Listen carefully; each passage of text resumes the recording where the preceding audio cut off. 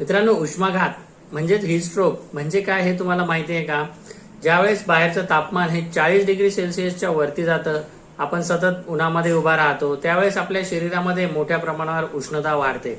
या वाढलेल्या उष्णतेला थंड करण्यासाठी शरीरामध्ये असणारं जे थर्मो रेग्युलेशन सिस्टम असतं ते कोलमडून जातं. म्हणजेच काय, तर शरीराला थंड ठेवण्याची जी प्रक्रिया आहे ती व्यवस्थित पद्धतीने होत नाही. त्याचबरोबर शरीराचं तापमान हे 104 फॅरनहाइटच्या वरती गेलं तर आपल्याला हीट स्ट्रोक म्हणजेच उष्माघाताची लक्षणं दिसू लागतात. यामध्ये मुख्यतः हाय ग्रेड फीवर म्हणजे खूप जास्त प्रमाणात ताप येणं, थकवा जास्त जाणवणं, डिहायड्रेशन मोठ्या प्रमाणावर होणं, शरीरावर वेगवेगळ्या पद्धतीचे पुरळ येणं, आग मोठ्या प्रमाणावर होणं, शरीरात पित्त वाढल्याची लक्षणं दिसणं, मोठ्या प्रमाणावर रक्तदाब कमी झाल्यामुळे चक्कर येणं व काही रुग्णांमध्ये पक्षाघाताचा देखील धोका होण्याची शक्यता असते. मित्रांनो, या उष्माघातापासून बचाव करण्यासाठी या 3 गोष्टी तुम्ही अवश्य फॉलो करा.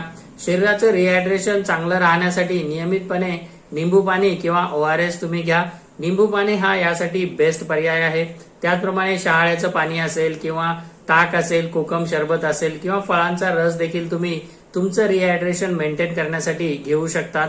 त्याचप्रमाणे उन्हामध्ये जात असताना सुती व सैल असे कपडे घाला. मुख्यतः जर ते पांढऱ्या रंगाचे असेल तर खूप चांगलं होईल.